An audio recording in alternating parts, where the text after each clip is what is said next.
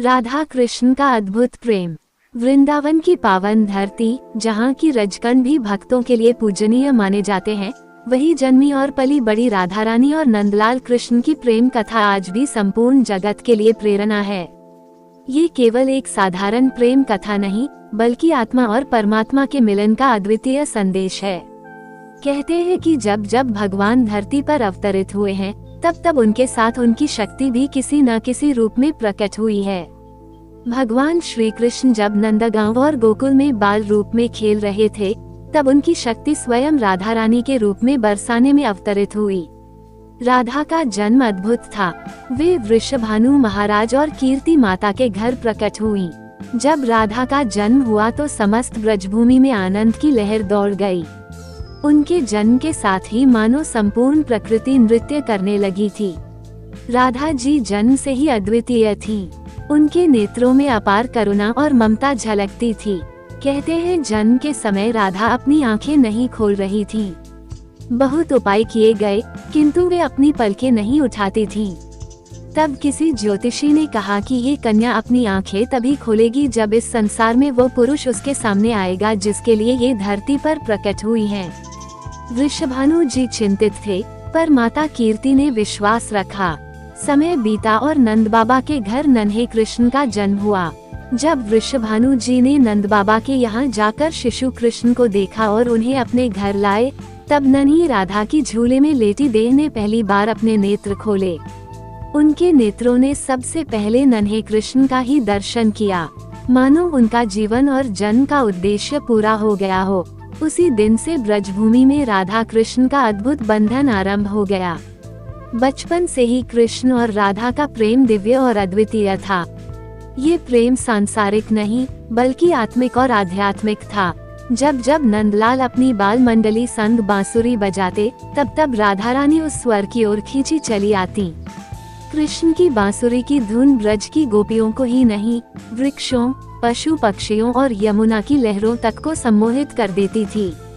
लेकिन उस धुन को सबसे गहराई से अनुभव करने वाली राधा रानी थी।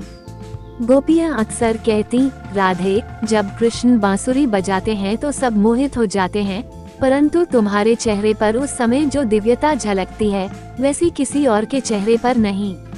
राधा बस मंद मंद मुस्कुराती।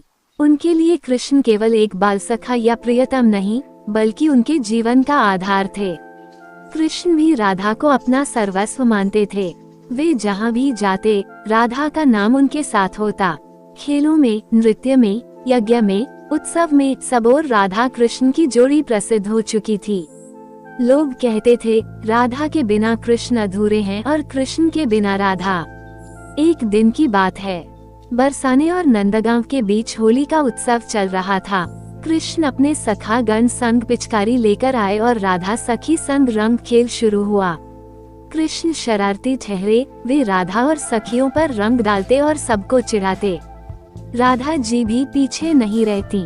उनकी सखियों ने मिलकर कृष्ण को ऐसा रंगा कि उनका नीला शरीर भी लाल पीला हरा हो गया। इस रंगों के खेल में राधा कृष्ण का मिलन और भी प्रगाढ़ हो गया। तभी से ब्रजभूमि में होली का उत्सव अद्वितीय माना जाता है। समय बीतता गया। कृष्ण जब जब यमुना किनारे गोपियों संग रास लीला करते, तो उसमें राधा का स्थान सर्वोपरि होता। कहते हैं कि रास में जितनी भी गोपियां थीं, सबके साथ कृष्ण अलग अलग रूप में नृत्य कर रहे थे, पर राधा के साथ वे स्वयं थे। बाकी गोपियों को योगमाया के कारण अपना रूप दिखाई देता था, परंतु राधा को साक्षात कृष्ण अपने साथ नृत्य कराते थे। ये रास केवल नृत्य नहीं था, यह आत्मा और परमात्मा का अद्वितीय मिलन था। किंतु संसार का नियम है कि हर आनंद के साथ परीक्षा भी जुड़ी होती है।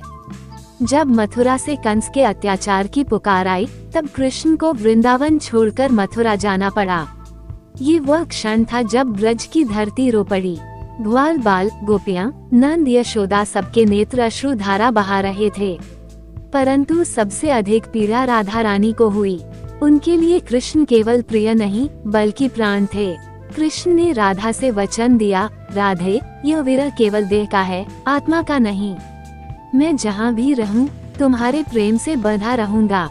राधा ने भी अपने नेत्रों से अश्रु रोकते हुए कहा, कान्हा, आप संसार का दुख हरने चले जा रहे हैं, तो मैं कैसे स्वार्थ करूं? जाओ, लेकिन याद रखना, वृंदावन की यह राधा आपके बिना श्वास भी नहीं लेगी। कृष्ण मथुरा गए, कंस का वध किया, महाभारत के नायक बने, द्वारिका में राजा बने, परंतु राधा वहीं वृंदावन में रह गईं। वे राजमहल की रानी नहीं बनी, परंतु भक्ति की महारानी बन गईं। कहते हैं कि जब भी कृष्ण बांसुरी बजाते, उसकी ध्वनि राधा तक पहुंच जाती और वे समाधि सी अवस्था में डूब जाती। कई लोग पूछते हैं, कृष्ण ने राधा से विवाह क्यों नहीं किया? परंतु इसका उत्तर यही है कि राधा कृष्ण का प्रेम सांसारिक बंधनों से परे था। विवाह तो देहों का संबंध है, पर राधा कृष्ण का प्रेम आत्माओं का मिलन था।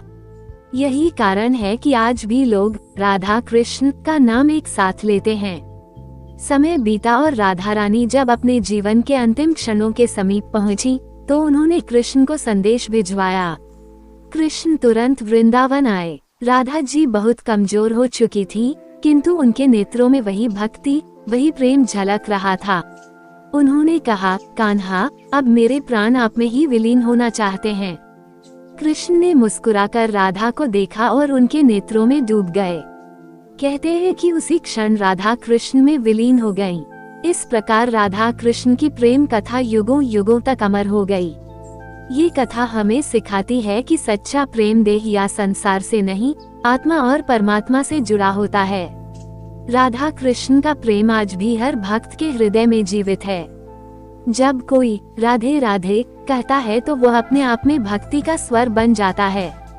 वृंदावन की गलियों में आज भी लोग कहते हैं, राधा के बिना कृष्ण अधूरे हैं और कृष्ण के बिना राधा का कोई अस्तित्व नहीं।